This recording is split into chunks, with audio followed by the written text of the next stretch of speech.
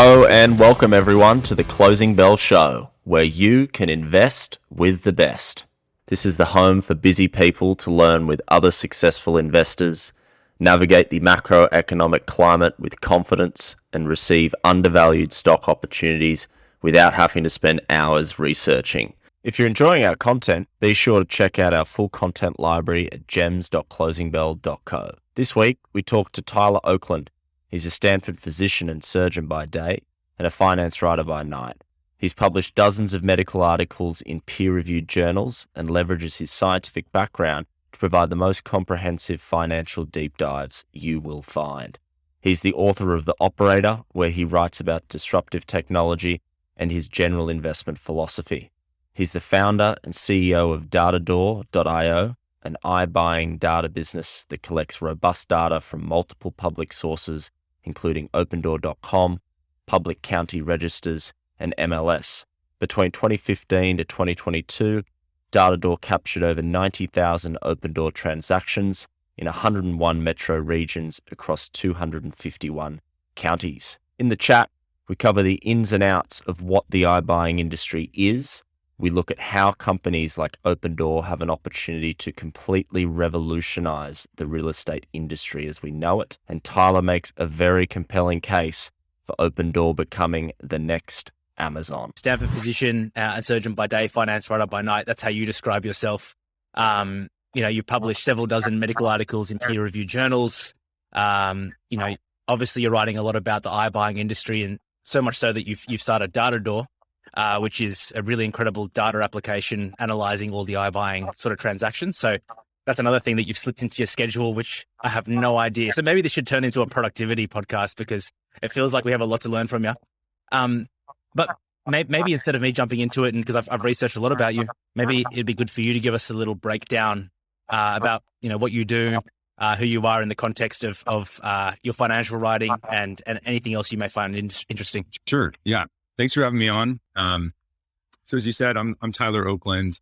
I am a head and neck surgeon at Stanford Hospital for at least the next 3 days, and then I'm done. So I complete 5 years of residency this Friday, which is pretty exciting. And then I'm heading off to Vanderbilt. Well, thanks. Thank you so much. I'm heading off to Vanderbilt in Tennessee, Nashville, Tennessee, to be a facial plastics and reconstructive surgeon. So that's where I'm going to be spending my time for the next year. And when I'm not at work, like you said, most of my mind share, is on finance. And, I've been doing that for exactly 1 year now.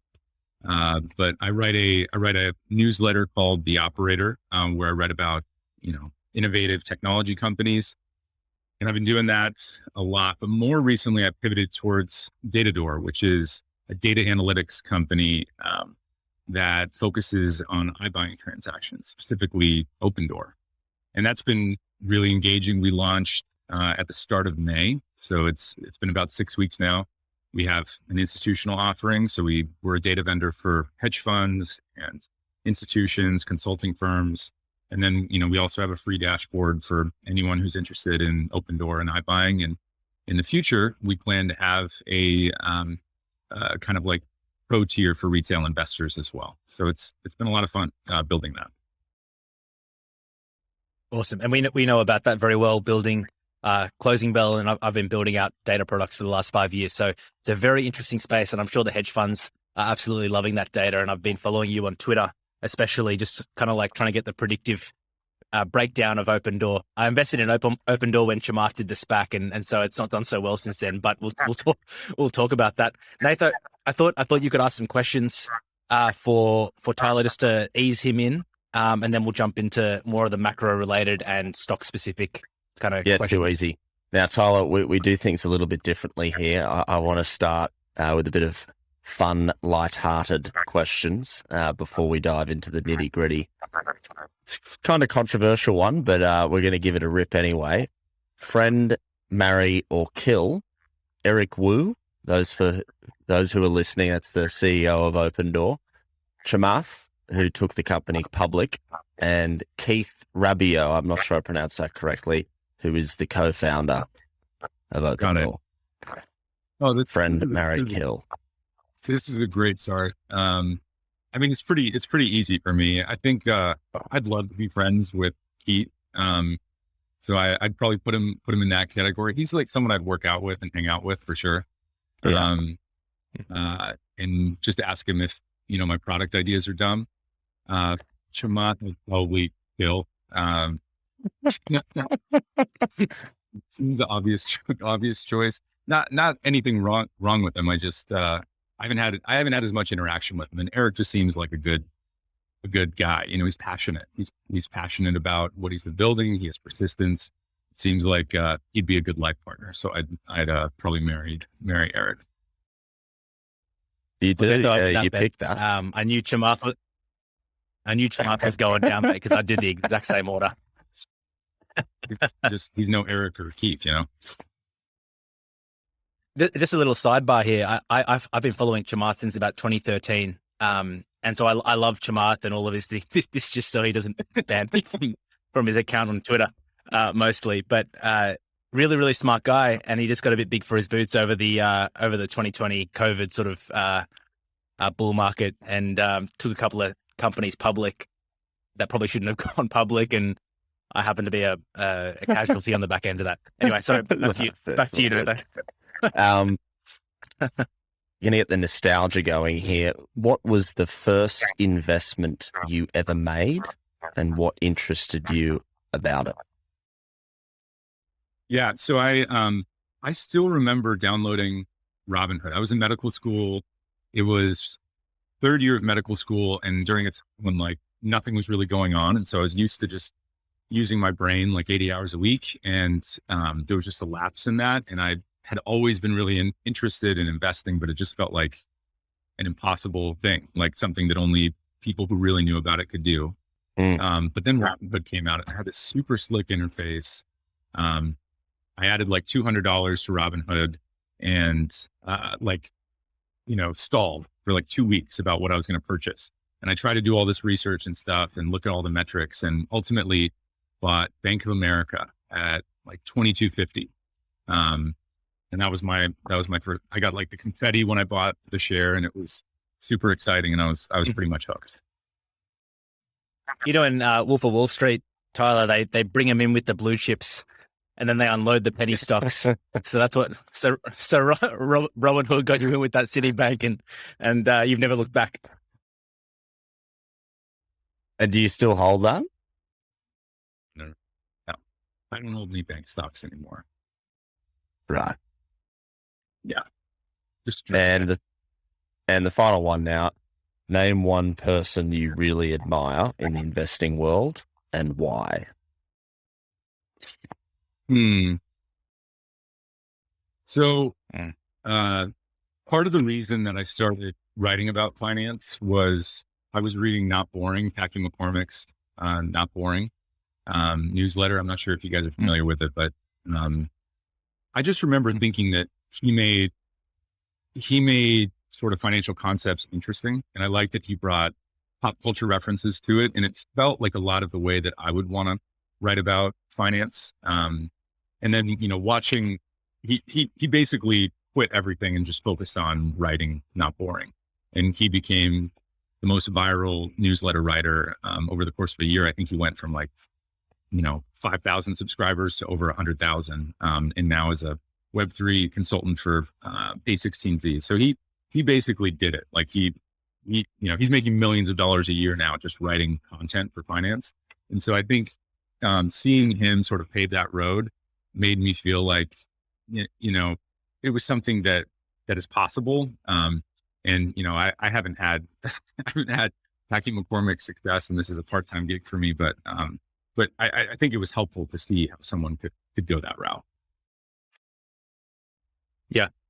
Tyler, if you had the same successes, they're Not Boring, or what was his name? Patrick. Yeah. If you had his same success, would you stop being a surgeon or MD? That's a good question.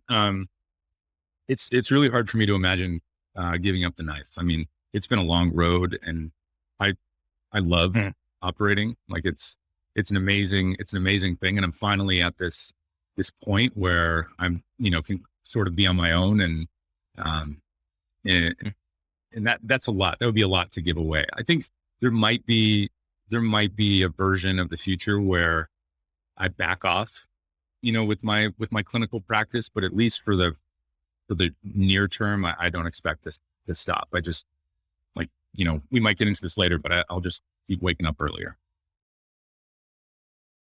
Oh, good. Now we'll move on to the next part of this conversation, and we'll talk more about the macro and industry. What's happening in iBuying more broadly. We'll talk more granularly about Opendoor in the sort of second part of this. So leaning on some of the data from Datadoor, can you give me your take on what's happening in the iBuying industry today and what your outlook is for the next 12 or so months? Yeah, great question. It's a tough time. It's a tough time, I think, to be in residential real estate across the board. I mean, we've got interest rates rising, mortgage rates are rising. And then, it's been a hot market for the past 18 plus months. So, with all that extra volatility and diminished demand, you wonder if that's going to affect the actual prices of homes. And so what is that going to look like, if home prices finally start to go down? I think that there are a lot of nuances to the macro landscape, particularly for iBuyers. So like Opendoor has known that the back half of the year, or at least they've forecasted that the back half of this year is going to be relatively weak in terms of HPA or home price appreciation. And then also softening of demand. So both home prices and volume are expected to be lower in the back half of the year. And we're seeing that on Datadoor, perhaps not home prices going down. Like I think median home prices in the United States reached a peak in the summer months, but the actual volume of sales is beginning to come down a little bit. And so I think that that's a herald of things to come. But yeah, there's a lot of like nuances behind this and why I think Opendoor can navigate such a market with grace and nuance.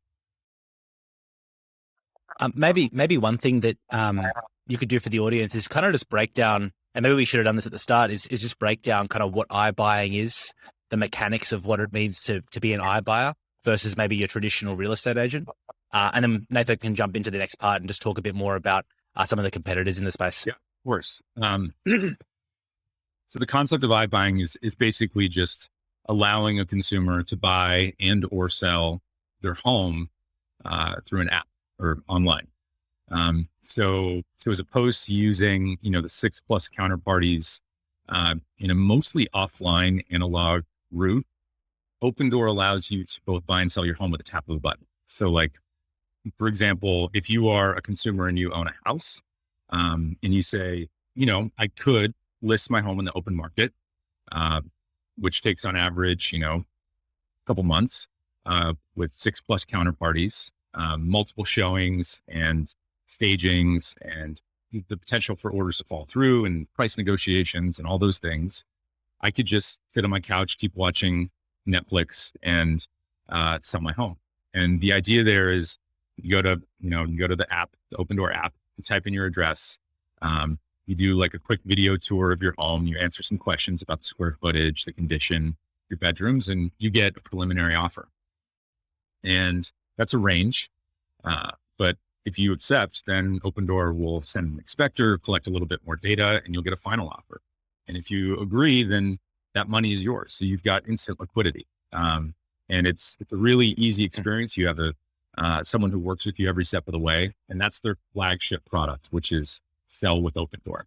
And then, on the buy side, which is what they're increasingly focusing on, the buy side's really, really challenging as well, because, you have to get a mortgage, homeowner's insurance, warranty, title and escrow, all these offline legal documents that you have to incorporate in the process. And you're paying different people each step of the way to participate in your transaction. And so if a company could come in and internalize all of those different services, it's a better consumer experience. And it's a huge one for a company. That it's a huge opportunity for the company that can do that.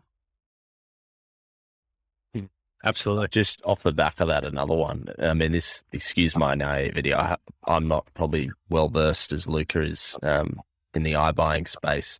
and certainly not as much as you, but what would the typical discrepancy be between, your atypical means of selling a property versus going down the iBuying route be in terms of end price or end valuation? Yeah, that's a good question. So it depends on how hot the market is. So I would say, when you go through a realtor in the United States, their fee is 6%. Whereas with Opendoor, it's 5%. That being said, and to be clear as well, like when Opendoor gives you their offer, they are baking in a lot of different elements into that offer. So it's not just like what the home is priced today. It's what they think the home is going to be priced in 3 months, 60 to 90 days, because that's how long they're planning on holding the home and selling it for. So that's like, it's not just a spot price today. It's what they think they can sell for in a few months. So if they think the market is going up, they might bake some of that into the offer so that you're getting more today than you might otherwise get, right? So that they can close the deal. Whereas if they think the market is going down, you might get less, which makes sense because in a down market, Opendoor could probably charge more and maintain or increase conversion because people need liquidity now. The other thing I'd say about that price is it also includes how much risk they associate with their ability to forecast. So if they're like in a place like Phoenix, which is a desert and all homes are the same and it's really easy to price, that's not going to be a big impact, right? Like they'll be like, we're really confident that this price is going to be this in 3 months. So we don't need to add an extra percentage point to make ourselves feel comfortable about our portfolio. So instead go to a place like Atlanta, where there's hills, there's basements, the topography is very unusual. In such a place, they might say, hey, we think it's going to be 400,000 in 3 months, but our uncertainty about that price is probably 1.5%. They might subtract 1.5% from the offer that they're giving you to maintain their risk levels. So there's a lot of nuance to this, and they've never really explained this publicly, but it leads to a much safer portfolio approach to managing residential real estate. No, that answers the question really well. Now, there's a few big players in the game. Obviously, Opendoor, Redfin, OfferPad, they're probably the three big ones. There was a fourth, Zillow. The quote extract we've got here, between April 2018 and September 2021, Zillow bought about 27,000 homes across the US through a program called Zillow Offers. However, Zillow obviously shut down at the end of 2021. At the time, that was a pretty negative signal for the iBuying industry. Can you explain what happened with Zillow and whether or not you think that's problematic for the future of iBuying at all? I think it definitely left a sour taste in investors' mouths on the iBuying space. I think it's important to sort of start with the basics of like the actual dynamics of iBuying. So if you're not super comfortable with sort of the mechanisms of the iBuying business, I think the first thing to know is that it's both capital intensive and razor thin margins. So like at like terminal gross profit margins for Opendoor, if they're crushing it, right? That would be like 15 to 20%. That would be incredible if Opendoor could get to 15 to 20% gross profit margins, which, if you invest in software companies, that's a pittance, right? It's like basically nothing. And Zillow and Redfin are these growthy search companies with 80 plus percentage points of gross profit margin because it's all ads. It's all incremental profit margin, right? And so these companies are competing against Opendoor. And I think the original thesis was, these companies have top of funnel, right? It's going to be cheaper for them to acquire customers and, they can use their more profitable business lines to fund iBuying against Opendoor. But the truth, like that just didn't happen. And even in my first article, which I wrote about a year ago, I said, I question whether companies with soft serve ice cream stations and nap pods can compete with a company as frugal and disciplined as Opendoor, right? Like Opendoor from its very existence was built upon this foundation of razor thin profit margin. And they even have this cultural value of basis points for breakfast. They eat basis points for breakfast. which is 1/100th of a percentage point, because they need to save all of those basis points just so they can survive and not lose a bunch of money. And so I think, when Zillow and Redfin came in, it's because they didn't want to be displaced as this demand aggregator, this like marketplace, right? And so they're like, okay, we're going to participate, but then they got a little ahead of their skis because they relied too much on the tech and not as much on the operations. And building an atoms and bits company like Opendoor has, which is both boots on the ground and software, is really hard. And very few companies have ever been able to do that, right? It's like, Tesla, Amazon, Apple are like, great examples of companies that have done that well. But you think in your head, you're like, of course, like hardware and software, there's a bunch of companies that do that. Very few do, and very few do it well. But if you can manage a company with a razor thin gross profit margin successfully, it's a huge competitive advantage because no one will be able to come in and take that margin away from you.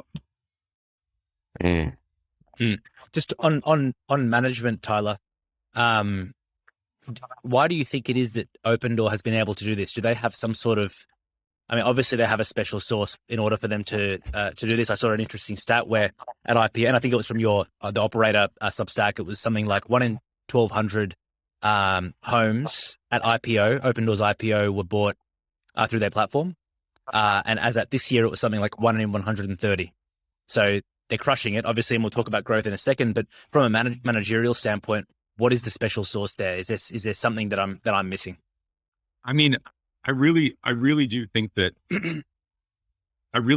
like the biggest advantage for Opendoor is that cultural DNA of understanding and recognizing that every basis point is important.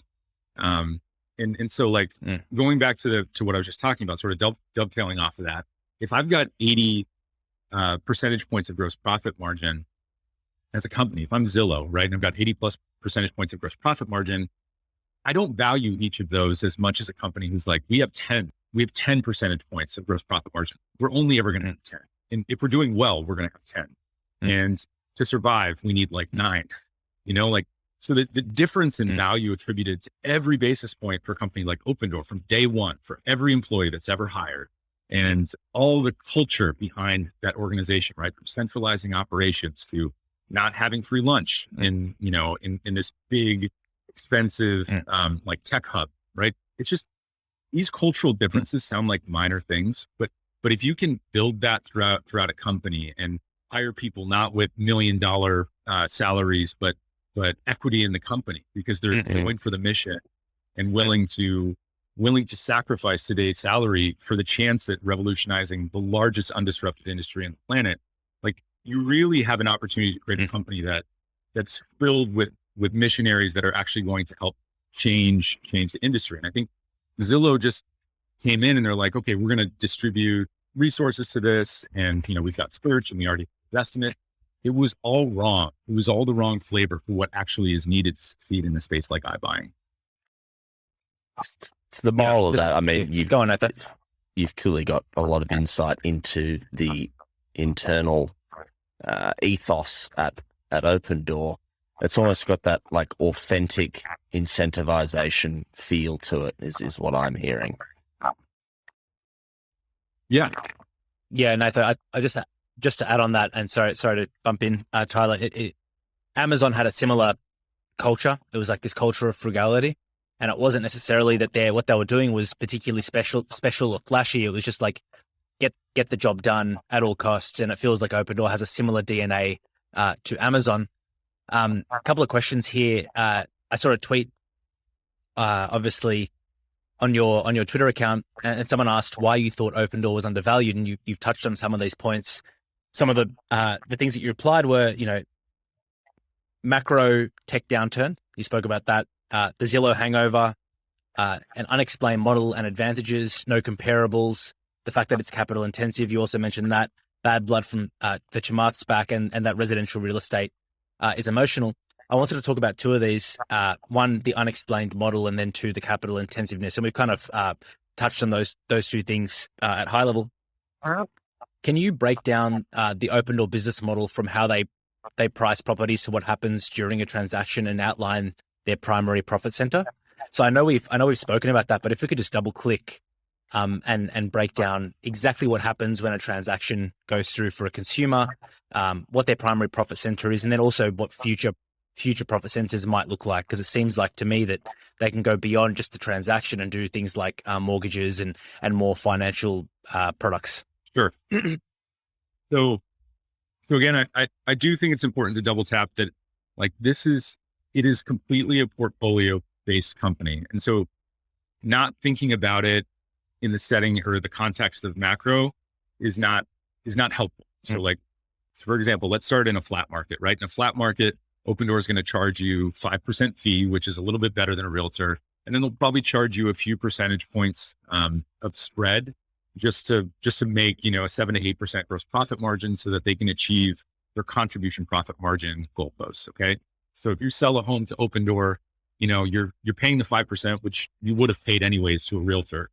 But at the same time, you're probably getting like 97 to 98% of your home's value today. And that's like the liquidity premium, right? Like when you think about the difference in experiencing the offline transaction and how miserable that is versus just being able to do it with, a few buttons on your phone, that's what you're paying. You're paying for no hassle, no cleaning, no showing, no staging, no talking to people, right? Like you just get your liquidity now. And so for that value, Opendoor charges that spread. In an up market, you might get a little bit more than your home's value today. Because Opendoor is baking in some of that home price appreciation, and they're still going to make their same amount. They might even make a little bit more if they're able to sell, in a few months, and HPA keeps going higher. In a down market, Opendoor's profitability lever is spread. And I recently wrote an article about spread, but spread is just this concept of paying less for the homes today because you think either HPA is not going to go up or it's actually going to go down. And so it's not really HPA. I've called it spread, even though functionally it is them just pricing HPA. But similarly, like this shows how in a flat market, in an up market, in a down market, Opendoor can maintain the exact same gross profit margin. But I think if you're just looking at this company superficially, you're like, of course, this company's going to do well in an up market, but in a down market, they're going to be holding all this inventory and it's going to go down. And it's like, there's a lot more nuance to it. Sure. So basically the way that they mitigate the down market is through this portfolio approach. That's basically, if you were to really summarize, if you were to simplify it for the layman, that's basically what's happening. I mean, there's so much, like, for example, outside of the spread, right? That's just for buying the inventory, right? But then the question is, okay, well, what if you have $6 billion in inventory on your books that you've already bought? What happens if home prices crash 20% overnight? I get that question all the time. There's so many points to this. One, 33% of Opendoor's inventory is under contract at any given time, right? So they're protected. So it's not 6 billion, right? It's more like 4 billion in this example. Two, home prices don't go down 20%. Sorry, Charlie, just before you finish that off, what does it mean by under contract? Does that mean that the house hasn't yet gone through? Yeah. So there's a lag. There's a lag in sales. So like if I make a contract, if I go under contract with a consumer, I'm Opendoor and you're buying a house for me, it usually takes about 30 days for all the legal documents, the financing, everything to go through. And so that's like considered under contract. Not all of them ultimately go through, but a large enough percentage that, while they're under contract, homes aren't exposed to home price appreciation. And so, that inventory, 33% of inventory at any given time is not exposed to home price appreciation. Yep. Awesome. You know that the business model is very capital intensive. Can you explain how you think they overcome these challenges and the economics of how they attain the capital to make more house purchases? So as I understand it, there's a pool of capital and they're able to buy, tens of thousands of houses or maybe thousands of houses. What does that mean economically for the business? And just get your general thoughts on that and how they can grow that side of the business. Sure. So virtually 100% of the homes that Opendoor purchases are debt funded. So like debt is the oxygen for a company like Opendoor or a firm to operate. So they don't use any of their own cash really to finance home purchases. They have staggered lenders, a portfolio of lenders, because the appetite to lend against short duration residential real estate in the United States is huge. And so they have the best lending rates in the industry. Obviously, some of those, their non-fixed rates are going to increase with interest rates increasing. But at the same time, it's actually not going to affect their business materially because they're passing on those costs to the consumer. And so like, for example, if interest rates increase by 1% this year, which they're not, it's gonna be more than that. But if interest rates increase by 1% this year, and Opendoor turns its inventory 3 times a year, then for each home that it purchases, that 1% increase in interest rate is only going to impact the price of the home by 33 basis points, right? So 0.33%. And so to compensate for that, Opendoor is just going to offer consumers 0.33% less for their home. And so in that way, Opendoor is going to be able to navigate these cycles without too much excess interest cost, because they're trying to hit this narrow set of goalposts. And their whole model is really like, in any given scenario, we can flex so that we can still be inside these contribution profit margin targets.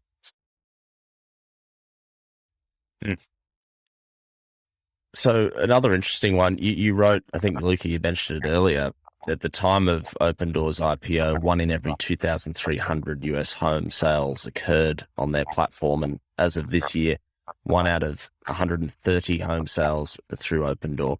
Can you comment on the Opendoor's growth to date? And then off the back of that, what the bull case for Opendoor regarding market share might look like? Yeah. I mean, one of the original reasons that I got into Opendoor was the growth is absurd, right? Like a company that can scale operations and technology. It's one thing to scale software to that level, because it's all just incremental. But to scale an operations heavy company like Opendoor from 750 million in sales in Q1 2021 to 5.2 billion in sales Q1 2022 is pretty flabbergasting. Like it's pretty unreal to see that type of growth. Part of that is that Opendoor was scaling from basically standing still. Like they had sold off most of their inventory during COVID, just because of it was unclear, how it was going to affect the housing market, and a lot of necessary processes like municipal courts and things like that were closed down, so they couldn't even operate the business. They had to move from in-person visits to virtual visits to inspect the house. I mean, all of these things that really crush an operations heavy business, they were able to navigate. But the idea here is that it's still day one for Opendoor. Like they just launched their 51st market today.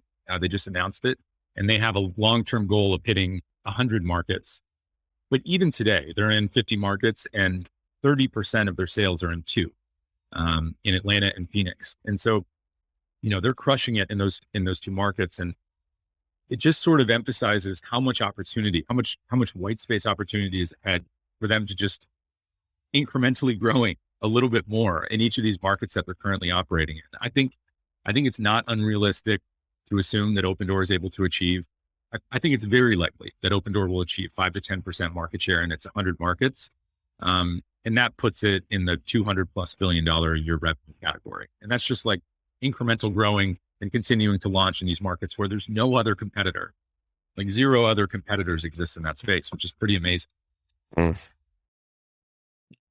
The point you mentioned on, Phoenix and Arizona accounting for 50% of their home sales. Do you see that as being problematic in any way, as far as concentration of sales in 1 or 2 regions? And is there a reason why, on the back of that, why Opendoor hasn't been picked up in these other cities as much as those 2 cities? Yeah, so I think Phoenix and Atlanta are Opendoor's 2 largest, almost. I think Phoenix was like the 4th or 5th market launch, but otherwise they're some of the oldest cities that Opendoor operates in. And currently they account for 29% of all of Opendoor's home transactions. That number is coming down. And they're beginning to diversify into more markets. To be honest, when I look at the data, and I mean, we evaluate millions of data points every day for Opendoor. And when I look at the data, what I see is a lot of tests being run. Like I think that they're using the internal team at Opendoor, the data science and pricing team are using markets like Phoenix and Atlanta as cohort testing for what a fully scaled market looks like. And then they're figuring out their learnings in those areas so that they can create their next prime markets, which would probably be something like Charlotte, Dallas, Houston, or Orlando. Like those are the up and coming markets, but they're scaling much faster in markets that are not Atlanta or Phoenix. And so I expect the relative revenue contribution from those two markets to continue to diminish with time. But to your point, it's a much better business model if it's not reliant on two markets so hugely. Yep. Another question here. You talk about domestic growth. Obviously, the US is a huge market. They could hit that $200 billion revenue mark, probably just off the back of that. Do you see Opendoor scaling? I don't know how much of the data indicates any of this or speaks to this, but them expanding internationally and whether this model could expand internationally, say to where we are in Australia or Europe or Asia potentially? That's a great question. So I'll start off by saying Eric Wu, the CEO of Opendoor, has invested in many international iBuying companies, or at least several, and they definitely exist. So the biggest impediment to that is that the realtor's 6% commission fee in the United States does not exist to that level. It's not that fat in other countries, which is really interesting, and it tells you something about sort of the history of residential real estate and the strength of the National Realtors Association or National Association of Realtors in the United States. So like, for example, for a company that's, just getting profitable at a $20 billion run rate, where the commission in that area is 6%. If you try to go to an area where the commission is more like 2%, it might be a tougher business model, unless you're charging, a lot more in fees, but then your conversion is going to really suffer. Yep. Just quickly, a bear case here for Opendoor, and I don't know how much you think about this. Is there a bear case that worries you for Opendoor? Like, is there a scenario where you go, this just isn't good for Opendoor, maybe in a medium to long term outlook? Yeah, I think about the bear case for Opendoor probably the same amount of time I think about the Bullcase. I think that's super critical, right? Like, especially with how focused I am on the company. Most of the questions I get are the downside risks. I would say the thing that I monitor most closely, the thing that I'm most concerned about this year is profitability. I don't think that Opendoor can continue to be a company that loses $100 million a quarter. I think those days are over, long gone. And I'm not sure what would happen to the share price or lender appetite if that happened for the company, but I think it would be devastating. And so what I'm monitoring most closely is whether or not they can weather the shock of a U.S. residential real estate cycle downturn. And I have all of these reasons for why theoretically and strategically Opendoor would be able to weather that, but I've never seen it before, right? Like it makes sense to me that Opendoor's business wouldn't work in an upcycle, right? Like their flagship product, Sell with Opendoor, makes selling your home easier, right? So why would I need that product if I can just list my home in the open market and get 100 offers that first weekend? Over asking, you know what I mean? Like why would Opendoor be able to grow 600% year over year in that market? Like if you actually think about their business model, the opposite should be true. Like in a down market, when you have no options, listing it on the public market means that, I'm just going to continue having to cut the price of the home. It seems like being able to sell to Opendoor in, tap of a button right now for equity in my pocket would be the ideal product. And so like strategically that makes sense for me, but we haven't seen it actually play out that way. And so I think if Opendoor can survive this downturn and manage either break even or profitability, the thesis that the company is going to fail goes away. And then we see this massive re-rating, right? Because it's currently priced like a Russian bank. And you know, once we get to the point where both of the downside theses about market cycles are erased, and that's when we really start to see some fireworks in share price. Thank you so much for coming on and spending some time with us. I think it was really insightful, and you know, I certainly learned a lot, which is great, and I'm sure the listeners will as well. Thanks for saying that. That's awesome. Random question. Will you guys have to like put in subtitles for me since I have an American accent, or is it pretty easy to No, you'll be fine, mate. It's not the deep southern accent that is inaudible sometimes. You're pretty crystal clear. Awesome. Thank you. Thanks for saying that. I appreciate it. I always wonder, but yeah. Cool. All good. Have a good one. Thanks so much, mate. Okay. Catch up.